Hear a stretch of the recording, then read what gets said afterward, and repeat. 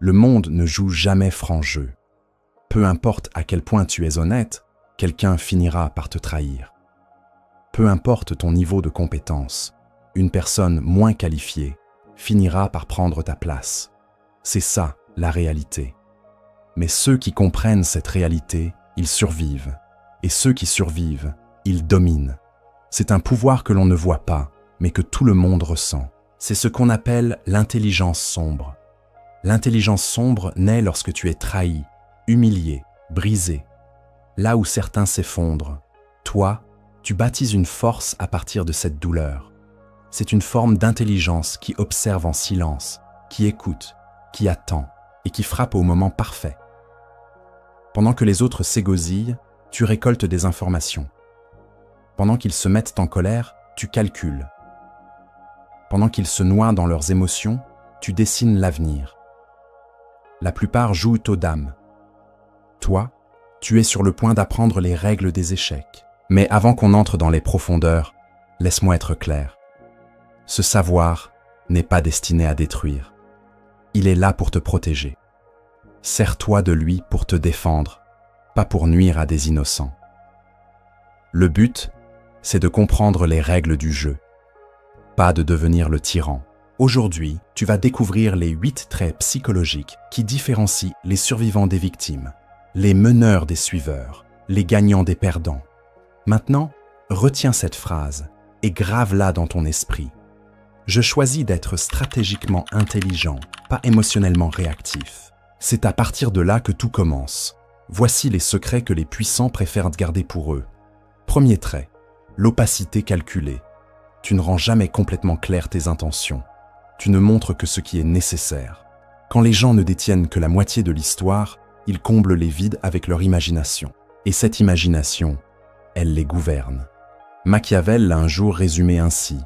Chacun voit ce que tu sembles être, mais peu perçoivent ce que tu es réellement. Réfléchis aux personnes les plus intrigantes que tu connais. Elles ne racontent jamais tout. Elles laissent des zones d'ombre dans leurs récits. Elles répondent souvent à une question par une autre. Elles sourient alors qu'on attend d'elles une explication. Ce n'est pas du mensonge, c'est de la communication stratégique. Voilà ce qui se passe dans la majorité des conversations. Quelqu'un te pose une question et tu te sens obligé de tout dévoiler. Tu expliques tes motivations, tes peurs, tes projets. Tu crois que tu construis la confiance, mais en réalité, tu abandonnes ton pouvoir. Les esprits les plus brillants comprennent que le mystère crée l'influence. Quand tu ne livres pas tout, les gens deviennent curieux, et la curiosité génère de l'intérêt. L'intérêt se transforme en respect, et le respect en influence. Imaginons qu'on te demande ce que tu fais ce week-end. La plupart répondront « Je reste chez moi, je vais regarder quelques films ». C'est transparent, oui, mais aussi complètement banal. Maintenant, dis plutôt « J'ai quelque chose d'important à gérer ». Puis change de sujet. Ressens la différence. La première réponse te rend prévisible. La seconde te rend intrigant. Cela ne veut pas dire être fermé ou distant. Cela veut dire être sélectif. Tu choisis ce que tu partages et quand tu le fais. Les gens qui réussissent le mieux dans n'importe quel domaine maîtrisent ce principe. Ils en disent juste assez pour maintenir l'attention, mais jamais assez pour perdre leur avantage. Ton information, c'est ta monnaie. Ne la dépense pas n'importe comment. En pratiquant l'opacité calculée, les autres accordent plus de valeur à tes paroles, parce qu'ils savent que tu ne les utilises pas à la légère. Elles pèsent plus lourd parce qu'elles sont rares. L'objectif n'est pas d'être mystérieux pour faire style. L'objectif, c'est de garder la maîtrise de ton histoire et de tes relations. Deuxième trait, la persona adaptative. Tu n'es pas la même personne avec tout le monde. Tu ajustes ta personnalité selon ton interlocuteur. Les gens pensent te connaître, mais ils ne connaissent qu'une version de toi. Machiavel a écrit « Un prince ne doit jamais laisser échapper de ses lèvres autre chose que ce qui reflète la miséricorde, la loyauté, l'humanité, la droiture et la foi. Ainsi, il apparaîtra aux yeux de tous comme étant noble et digne. Ce n'est pas de la comédie, c'est de l'efficacité. Tu le fais déjà sans t'en rendre compte. Tu ne parles pas à ta grand-mère comme à ton meilleur ami. Tu n'agis pas pareil dans un entretien que dans une fête. Tu révèles différentes facettes de ta personnalité selon le contexte. La persona adaptative, c'est rendre ce processus conscient. Chaque individu a ses propres valeurs, sa manière de communiquer, sa façon de traiter l'information. Si tu t'adresses à tout le monde de la même manière, tu toucheras certains et tu en perdras d'autres. Les gens intelligents étudient celui qui leur fait face et ajustent leur message en fonction. Si la personne est analytique, donne-lui des faits. Si elle est émotionnelle, parle à ses sentiments. Si elle est pratique, montre-lui l'efficacité.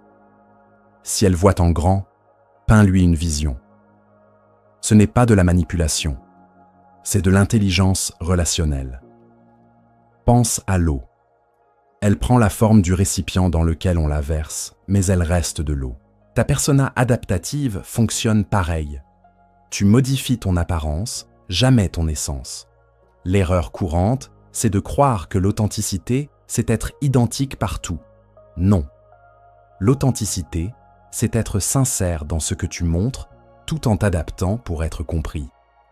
Quand tu maîtrises cette compétence, tu deviens capable de te connecter à n'importe qui, parce que tu parles sa langue.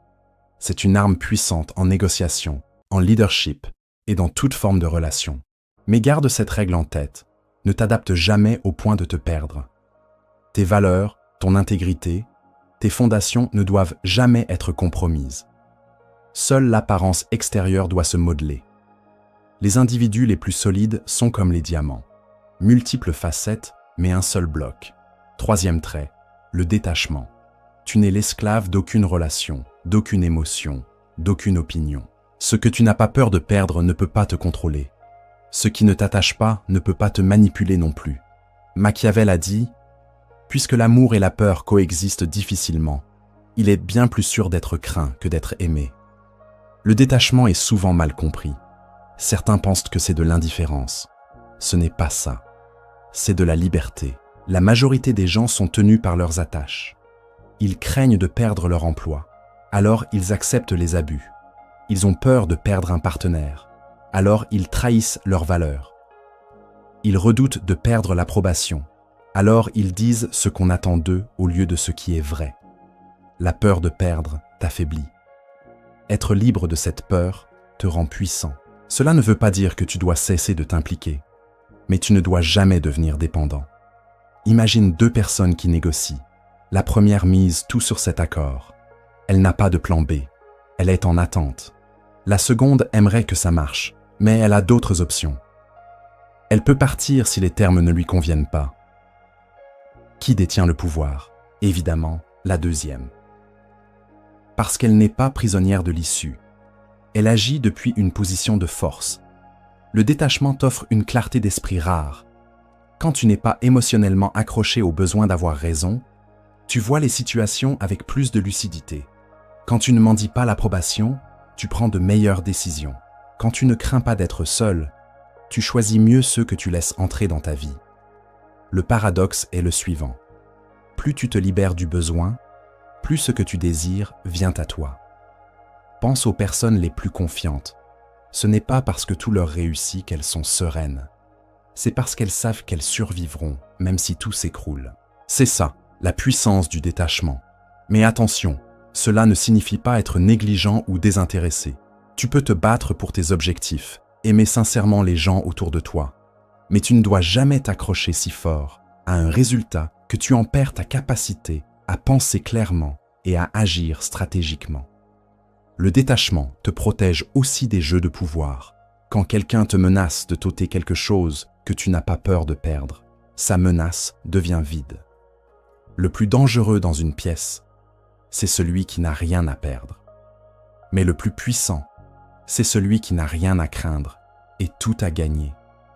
Entraîne-toi petit à petit. Commence par les petites choses. Ne t'accroche pas à chaque discussion pour avoir le dernier mot. Ne sois pas obsédé par le fait d'être apprécié de tous. Ne panique pas si ton plan dévie de sa trajectoire. Plus tu développes cette capacité, plus tu constateras un changement subtil. Les gens commencent à te respecter davantage. Ils sentent que tu ne peux pas être facilement influencé. Et ça impose le respect. Souviens-toi, le détachement ne signifie pas ne pas ressentir. Cela signifie ressentir, sans se laisser gouverner. Quatrième trait, le levier silencieux. Tu n'appliques pas une pression directe. Tu attends. Quand les gens commettent des erreurs, quand leur position vacille, ta seule présence devient l'influence la plus lourde dans la pièce. Machiavel disait « Rien de grand ne s'accomplit sans danger ». La plupart pensent que le pouvoir, c'est crier plus fort que les autres, imposer sa volonté, menacer. Mais ça, c'est le théâtre des amateurs. Le vrai pouvoir ne crie pas. Il murmure. Le levier silencieux, c'est l'art de changer le cours d'une situation sans dire un mot. C'est te positionner d'une telle manière que ta seule existence modifie la dynamique du moment. Comment ça fonctionne concrètement? Au lieu d'ordonner aux gens quoi faire, tu crées des conditions où ils voudront eux-mêmes faire ce qui te convient.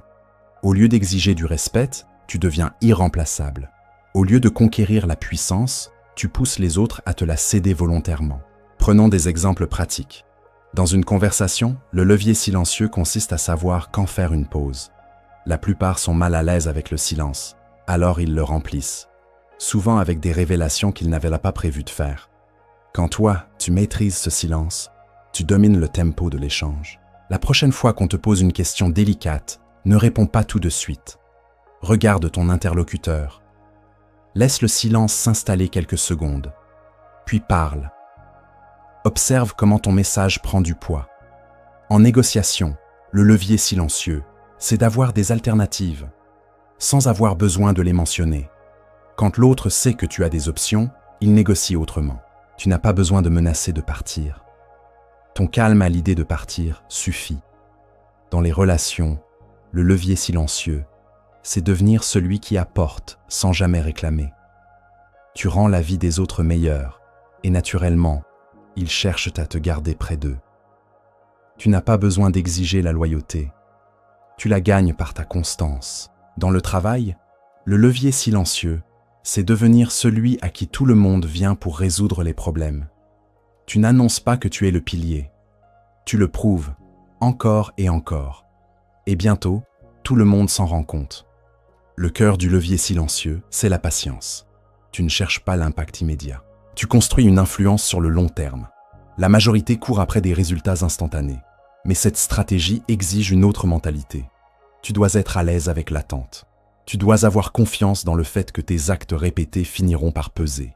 Et quand tu maîtrises cette technique, les choses changent sans que tu aies besoin de les forcer.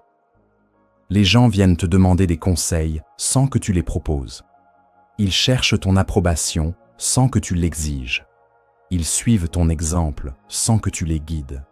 Tu deviens une force tranquille, celle qui modèle les événements sans que personne ne s'en rende compte. Mais attention, le levier silencieux ne doit jamais servir à manipuler quelqu'un pour son propre mal. Le but, c'est de construire des situations gagnant-gagnant.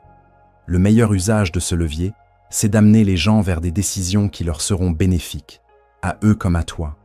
Tu ne les trompes pas, tu les aides à mieux choisir.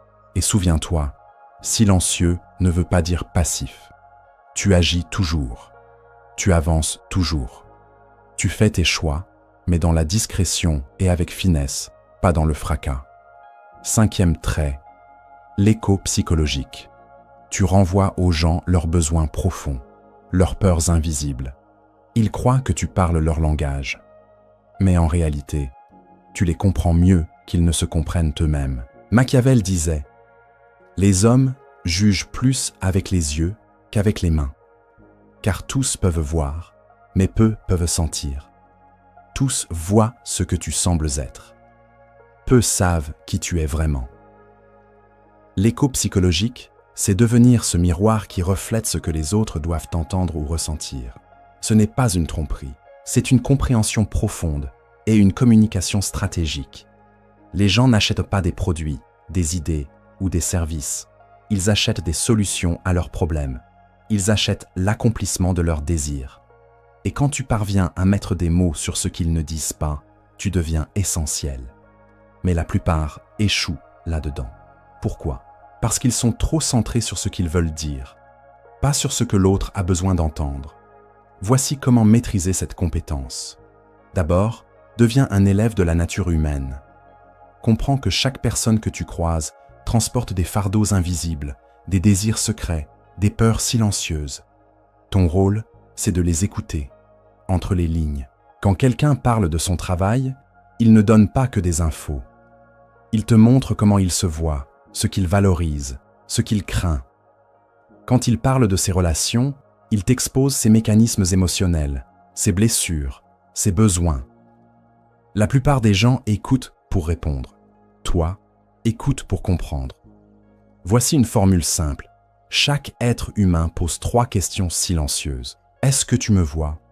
Est-ce que tu me comprends? Est-ce que tu me respectes? Quand tu arrives à répondre oui à ces 3 questions, sans même les formuler, tu crées un lien puissant.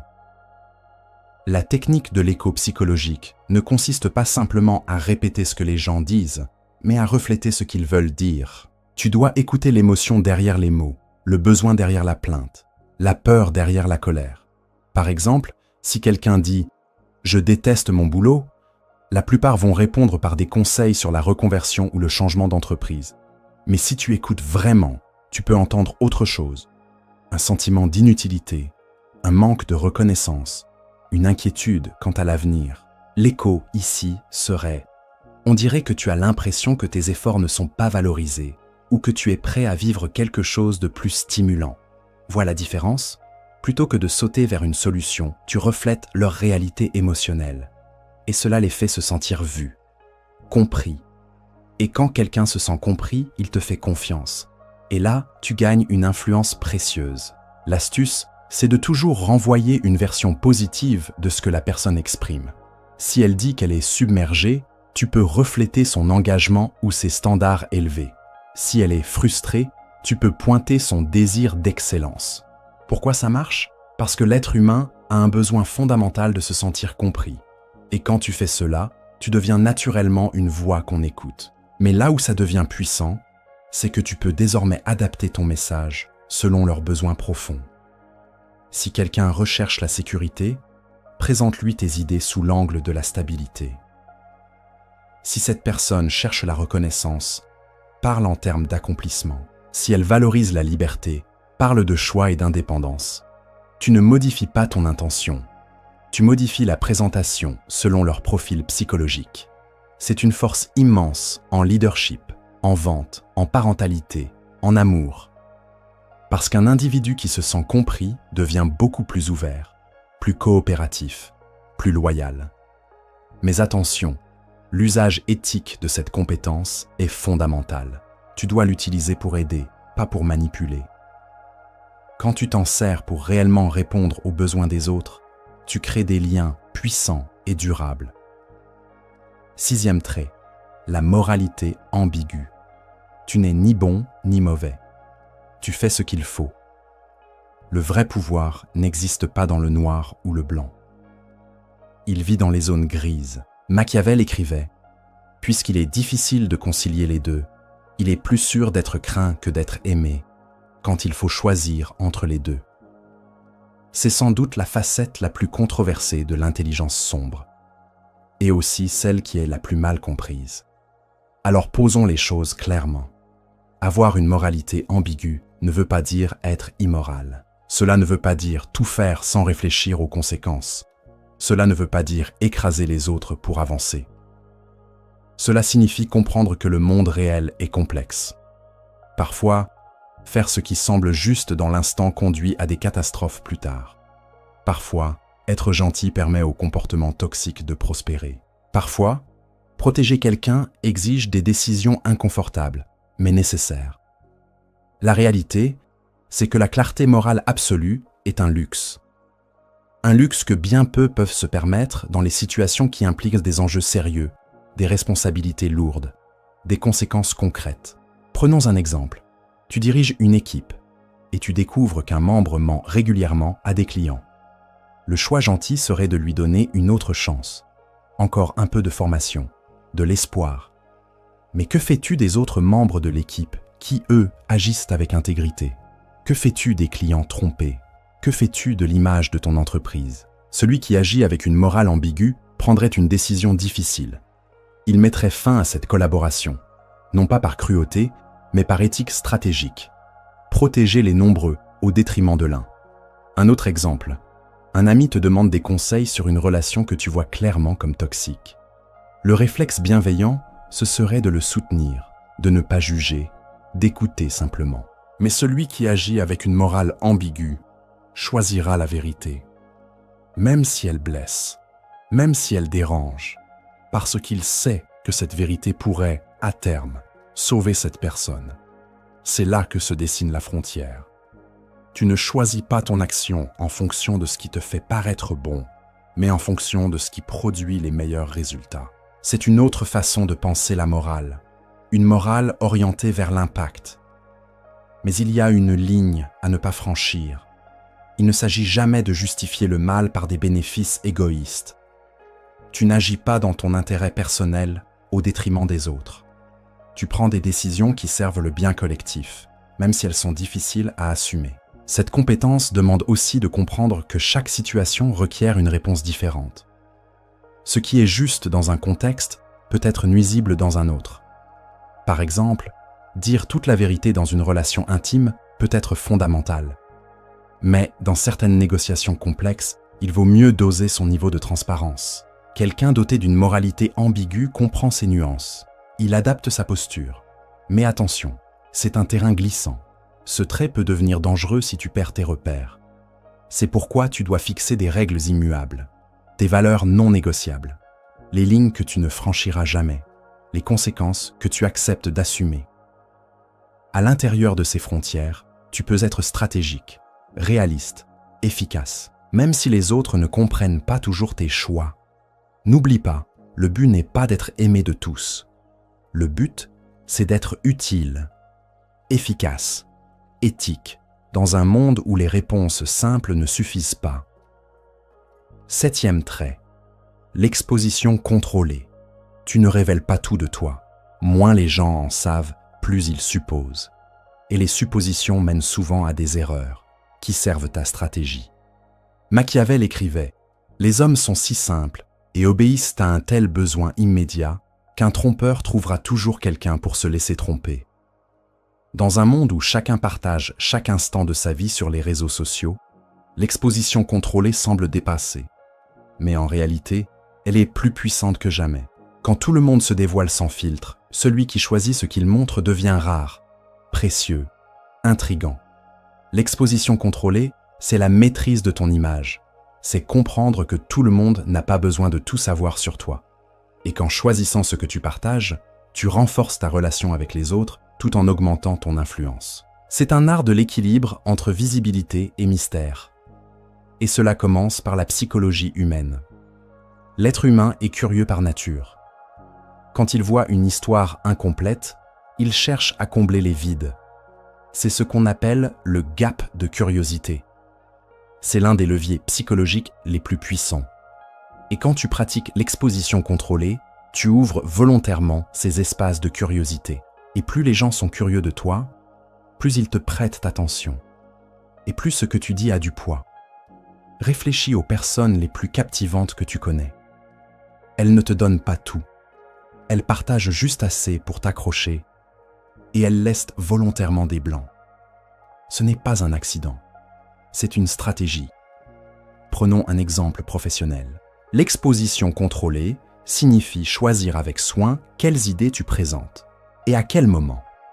Cela veut dire ne pas dévoiler toutes tes compétences en une fois. Cela veut dire garder certains savoirs en réserve pour les utiliser quand cela comptera vraiment. Imaginons que tu commences un nouveau travail.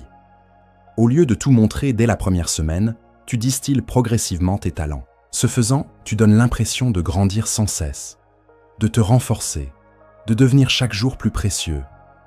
Dans les interactions sociales, c'est la même chose. Tu ne racontes pas toute ton histoire d'un seul coup. Tu laisses les choses se révéler peu, à mesure que la confiance se construit. Tu ne caches rien, tu choisis.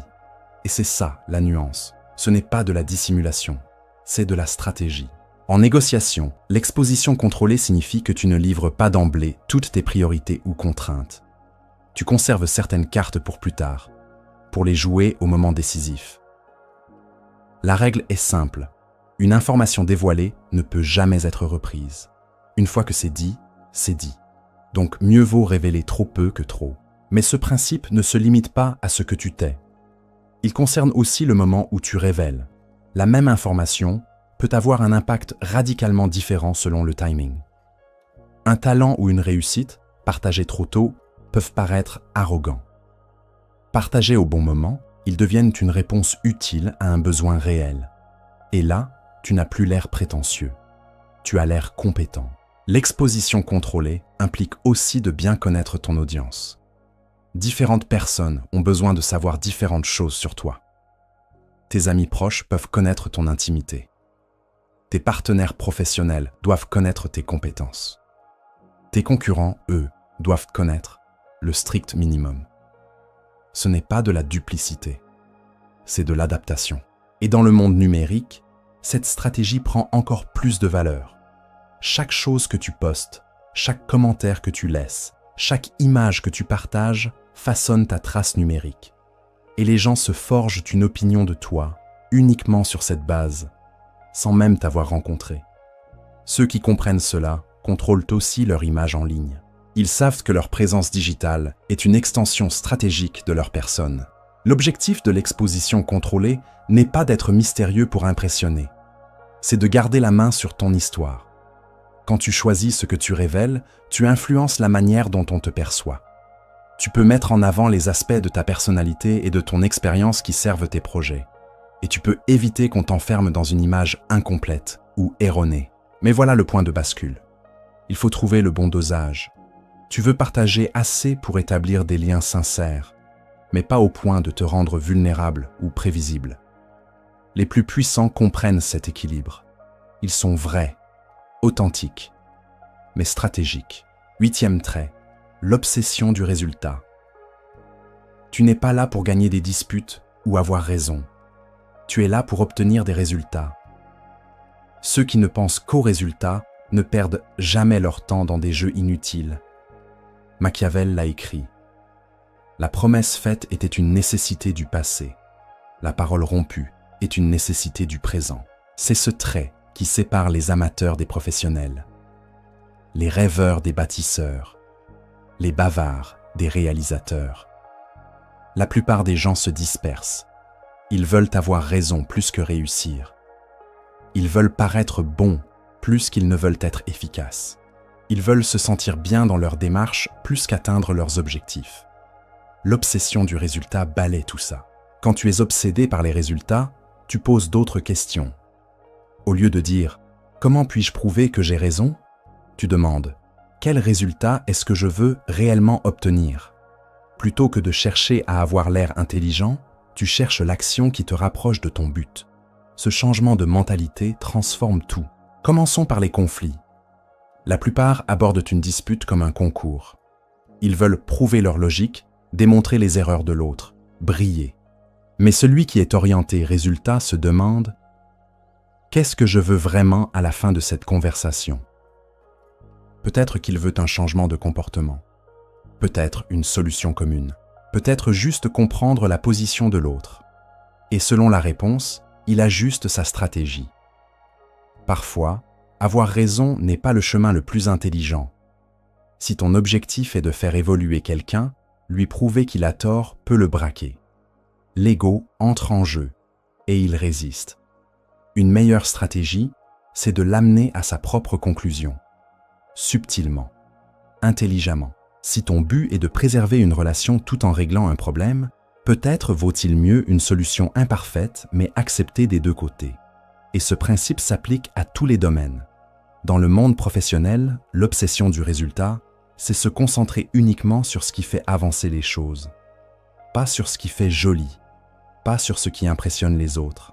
Tu choisis tes projets en fonction de leur impact réel, pas de leur visibilité. Tu prends des décisions basées sur des faits, des résultats, pas sur la politique ou les préférences personnelles. Dans les relations personnelles, cette obsession, c'est mettre l'accent sur la santé de la relation plutôt que sur la victoire dans une dispute.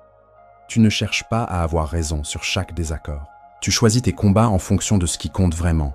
Tu laisses tomber l'insignifiant. Tu protèges l'essentiel.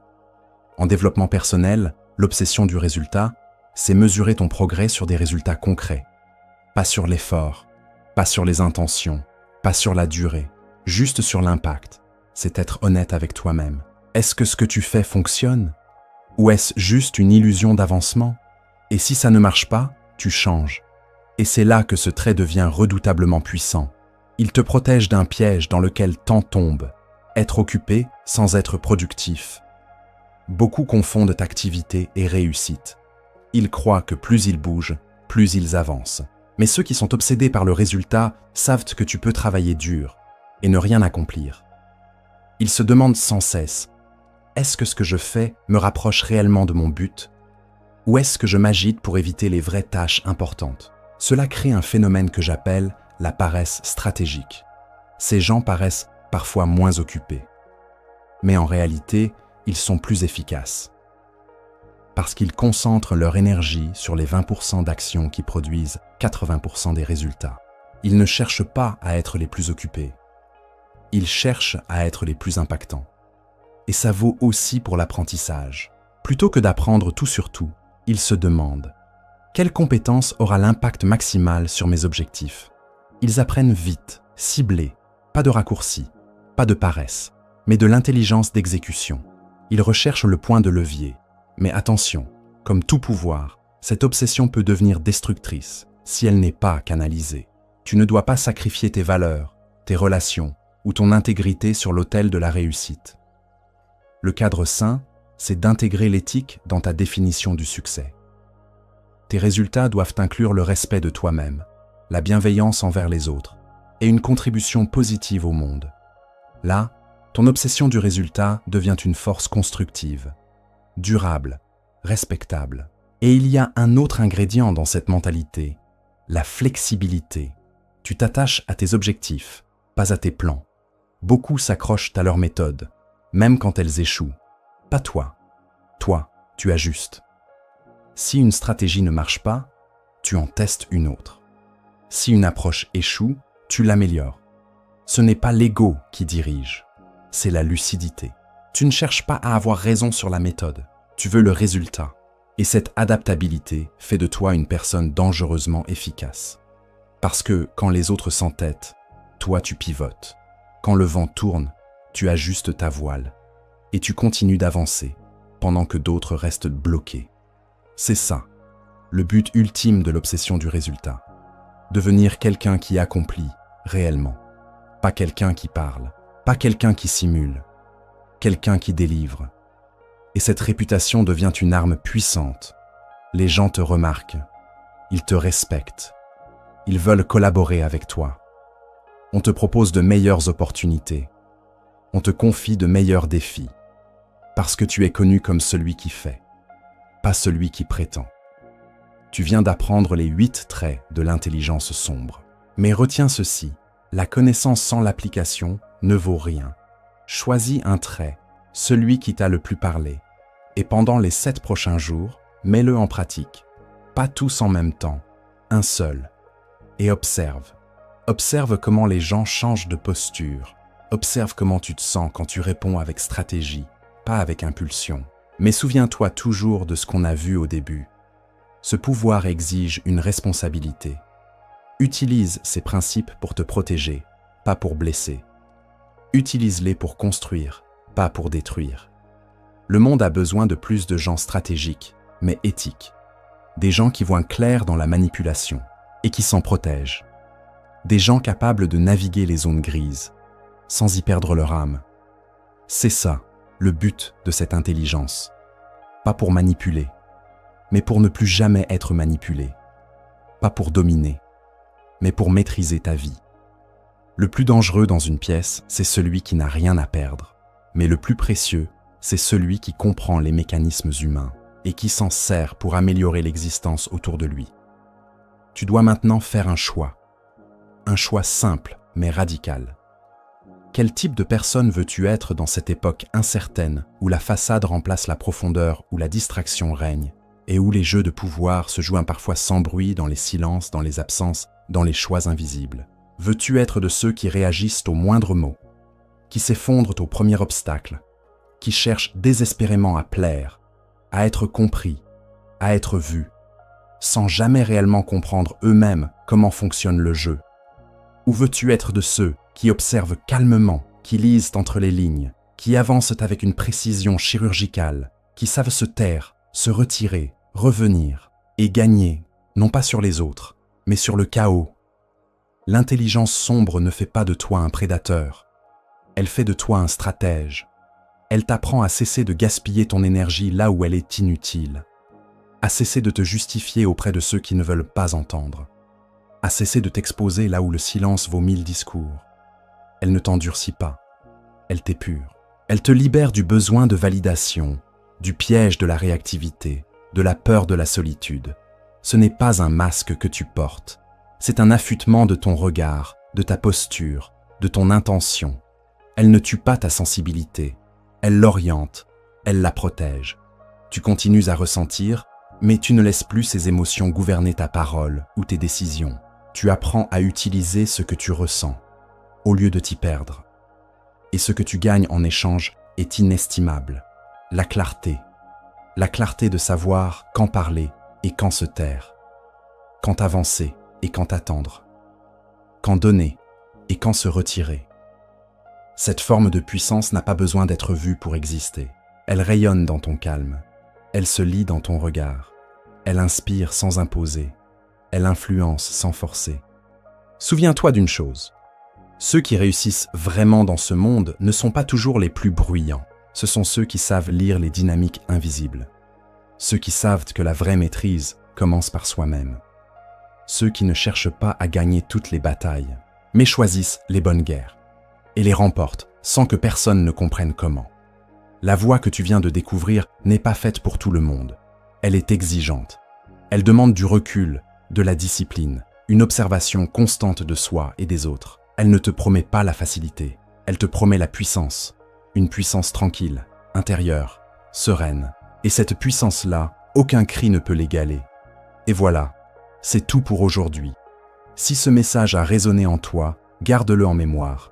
Intègre-le, applique-le. L'intelligence véritable n'est pas dans ce que tu sais, mais dans ce que tu choisis d'incarner. On se retrouve très bientôt dans une prochaine vidéo, ici, sur le Mentor.